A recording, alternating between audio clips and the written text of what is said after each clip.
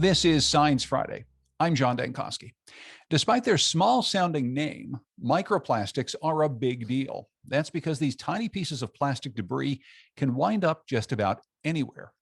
In fact, we know microplastics are in our oceans and in our soil, but they can also get into what we eat and what we drink. And since this is a relatively new problem, we don't have a lot of long-term research on them. But there are some great scientists doing work on microplastics and their effect on the environment. Their work has influenced legislation and the creation of innovations for combating plastic pollution. And one of those researchers is joining me now. Dr. Imogen Napper is a postdoctoral research fellow at the University of Plymouth in the United Kingdom. Welcome to Science Friday. Thanks for being here. Thank you so much for inviting me. And just a note, this segment was recorded in front of a live Zoom audience. You can learn how you can join a future behind-the-scenes radio recording on our website, sciencefriday.com/livestream.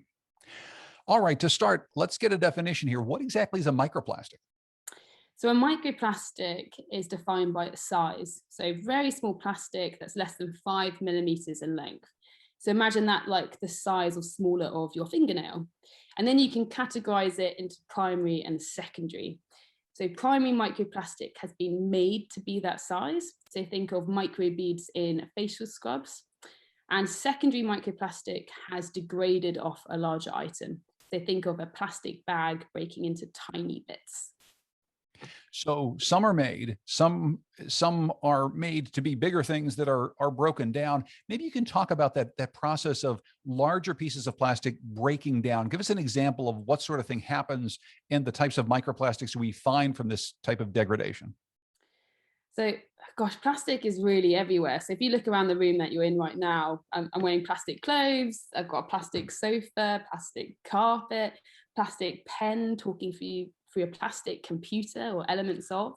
And the way that it breaks down eventually, if it's in the natural environment, it can get tumbled around by the ocean. But the main way it gets broken down is by sunlight and photooxidation. In its most basic form, plastic is carbon and hydrogens put together in a long line called a polymer. And what sunlight does is it introduces an oxygen molecule, which is a double bond, which breaks the carbon and hydrogens basically in half. And that's what fragments plastic. And that's how we can find so many bits in the ocean. So does this mean that every piece of plastic anywhere is eventually going to become a microplastic? You could say that every piece of microplastic in the ocean is going to keep getting smaller and smaller, potentially into nanoplastics. And larger items, let's think of a carrier bag, if it goes into the ocean and it's going to break down into microplastics. So it just keeps getting smaller and smaller and smaller. But it's also been predicted that all of the plastic that's ever been made is still on the planet today, unless it's been burnt. So it hasn't gone anywhere else. It's just gotten so small, we don't necessarily see it, but it's everywhere.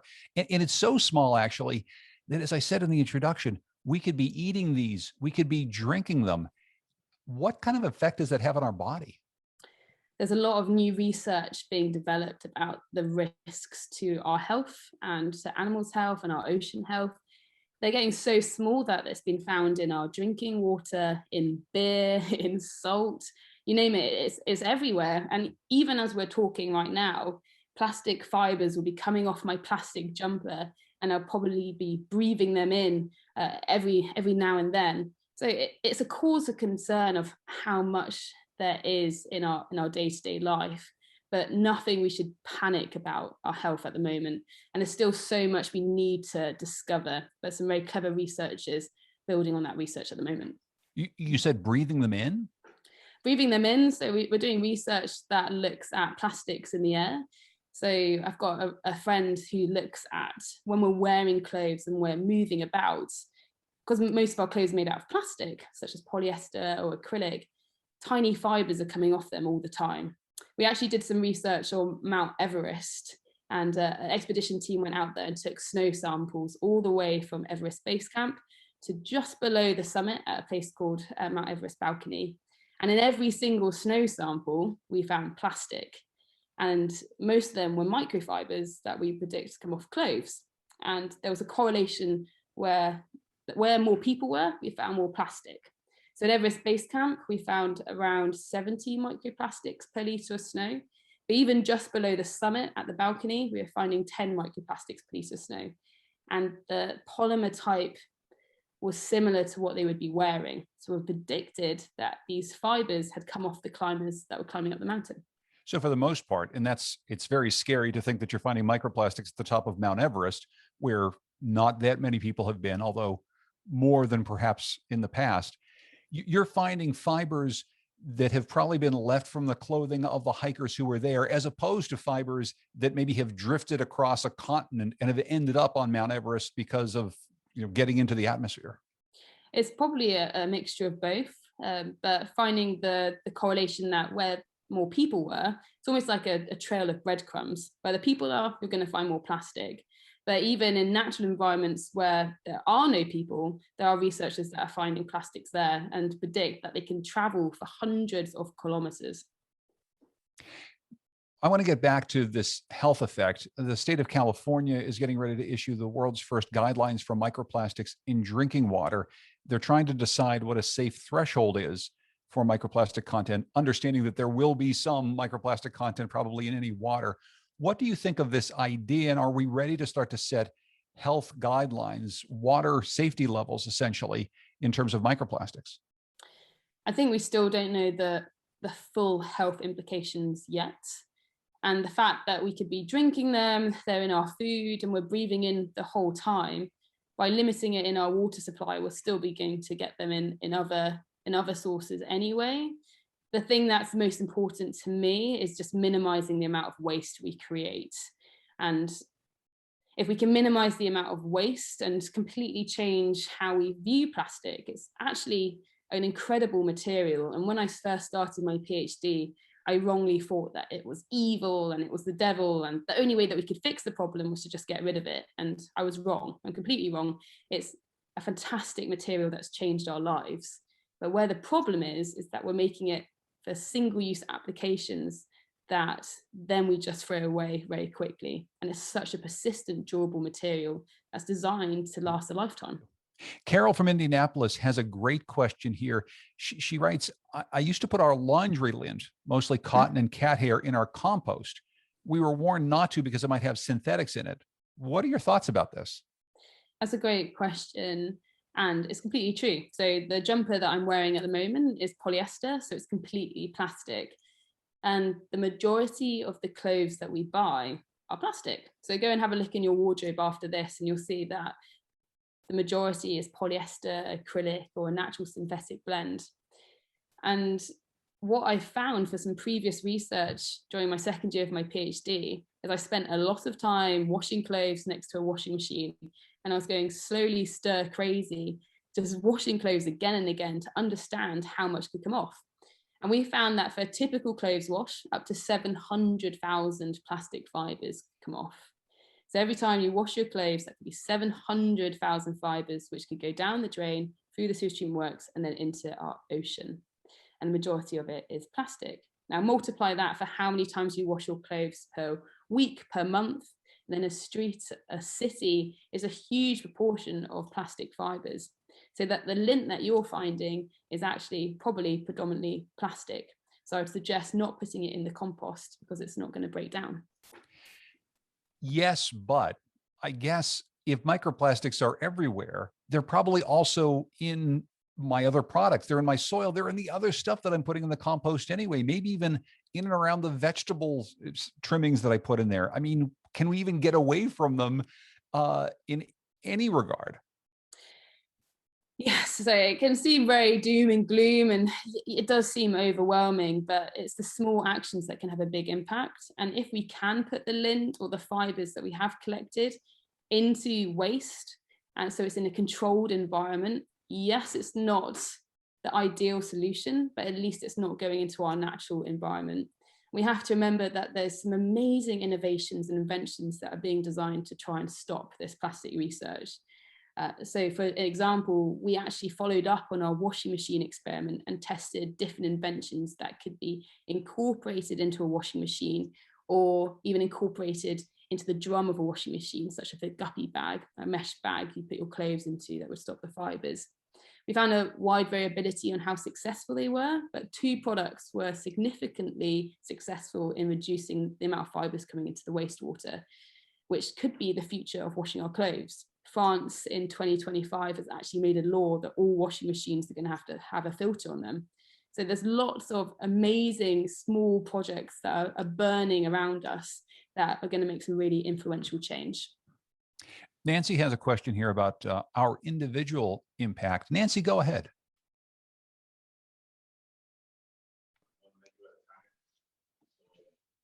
Hi, Nancy, are you there? Hi, I am. Can you hear me? I sure can. Yeah, what's your question? Hi, thanks. Yeah, I was wondering, how can one person make a difference in reducing microplastics when this is such a large scale problem? Yeah, I completely agree, Nancy. And my research has shown that the smallest change can have the biggest input. So even washing your clothes only when you need to will stop hundreds of thousands of fibers potentially entering the ocean. We also did some research on microbeads in facial scrubs. No one knew how many microbeads could be in one bottle. And these microbeads were tiny plastic particles that were put into facial scrubs to act as exfoliants, so to get the dead skin cells off. So for my first research project that I ever did, I got lots of facial scrubs, like slightly crazy, going to the supermarkets and getting 30 at a time. So I think they just assumed I wanted to be really clean. And I've spent crazy hours in the lab extracting them to see how many they were. Originally, I thought maybe 100 or 200, but what we found was the opposite. We found 3 million tiny microbeads could be in one bottle of facial scrub. So on a squirt on your hand, when you're washing your face, there could be 10,000.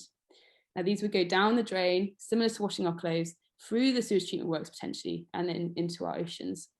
But the most exciting part was it showed me how consumers can have a really powerful voice. So people could go to the supermarket or the shop, and they could look at the ingredients list of the facial scrub, and if it contained polyethylene or a plastic, you don't buy it. You get a natural alternative instead, which is the same price or cheaper.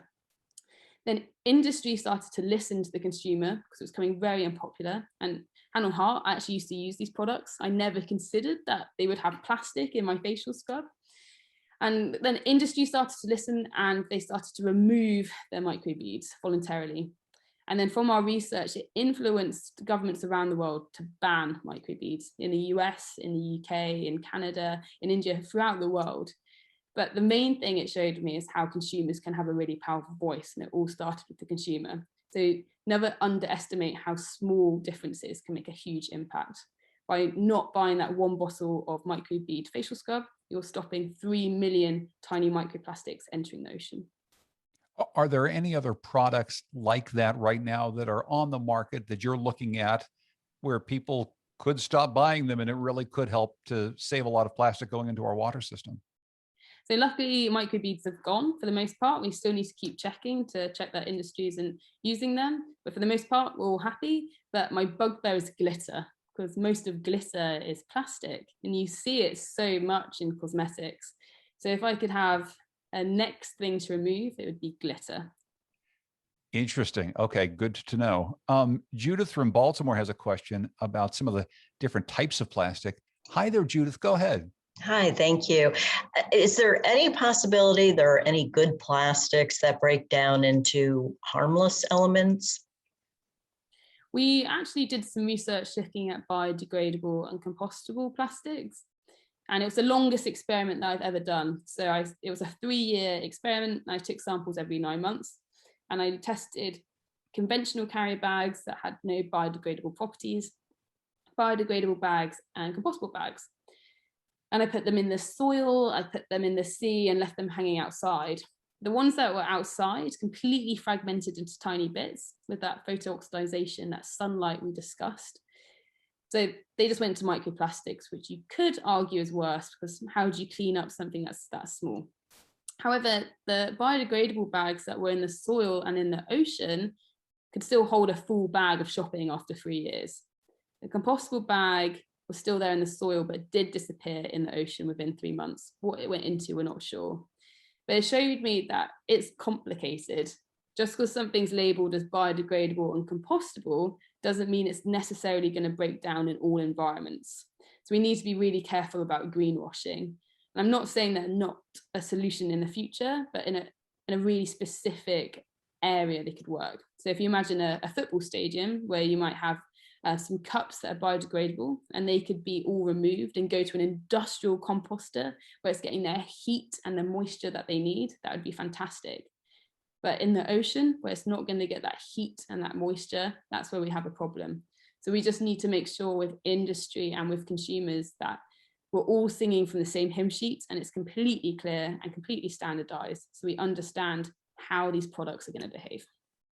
And as you say, even in the ocean, if it breaks down entirely, you don't know what it's breaking down into. Exactly. And we're hoping to do some more research into that. Christy from Evergreen, Colorado has a question. Hi there, Christy. Go ahead.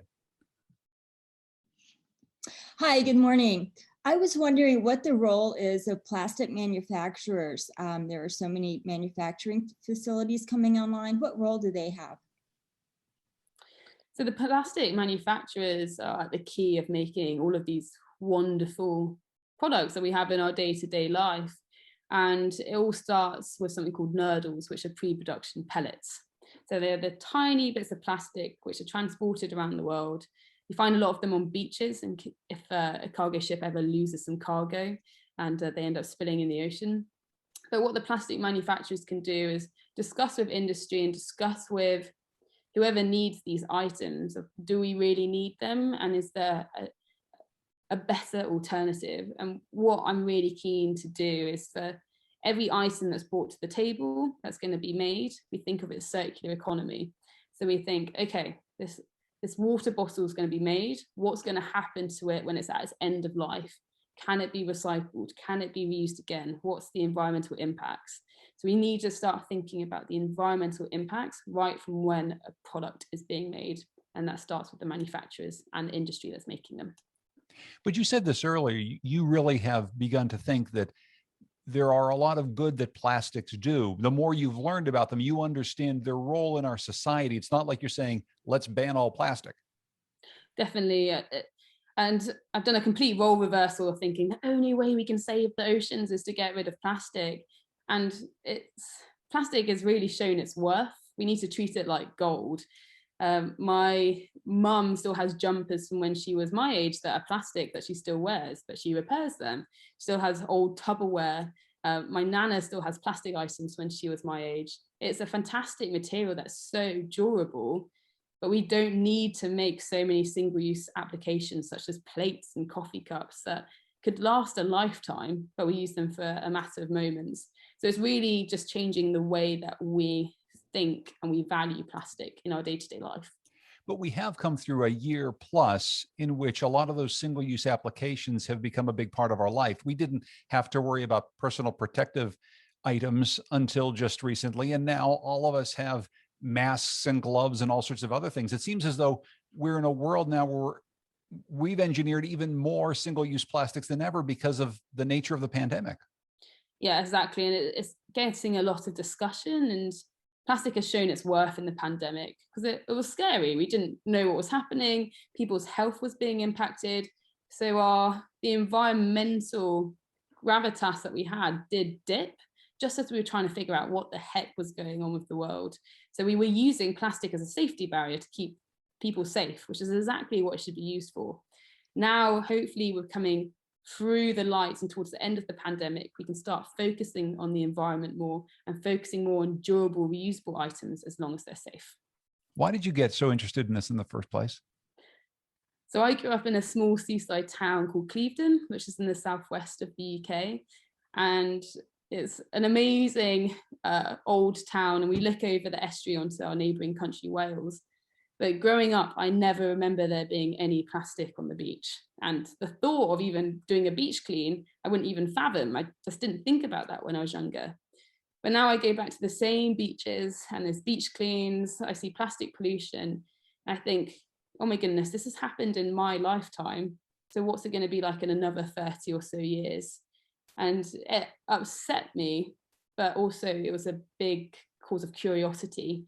And I was able to mold that curiosity into research where I'm investigating. I've best been called a plastic detective, so I can look at the different sources and face of plastic to have my piece of the pie of solution. And that, I assume, helps you not get bogged down in just the enormity of this problem. It is something that, if you think about it, can make you pretty depressed, honestly. I think we've all probably taken a walk down the park or down our streets or to the beach, and we've seen plastic pollution, and it's upsetting because it's our natural environment. But it's important to remember the amount of good that's happening. I even, just walking my dog today, saw someone pick up a bottle that wasn't theirs and put it in the bin. So we just need to remember that it's our shared environment. We share the ocean, we share the air, we share our planet. So we need to treat it as shared and protect it like that. And I like what you talked about too, this thinking about even the things that we wear that are made largely of plastic that we can repair and reuse over time. I think over the course of the last couple of decades, we've come to think of recycling as putting a plastic bottle into a bin and somebody else is going to take care of it. But what you seem to be talking about is really thinking about, do I need that thing? And then recycling it if you can as many times as possible so that you're not having to put it in that bin as often. Exactly. It's just reusing it for another purpose. I have old tin cans that I use as putting my pencils in, for example. So upcycling is a great way of giving something a new lease of life. But if your clothes break, and guilty as charged, I used to do this. If my jeans break or a jumper break, sometimes it's just cheaper or just easier to go to the shop and just buy a new pair. But actually, what we should be doing is learning how to fix them, like in the good old days, to make our clothes last longer. Well, that's all the time we have. I'd like to thank everyone for so many great questions, but I'd also like to thank my guest, Dr. Imogen Napper, a postdoctoral research fellow at the University of Plymouth in the UK. Thank you so much for your time and your expertise. I really appreciate it. Thank you so much, everyone. We'll be right back after this short break. This is Science Friday from WNYC Studios.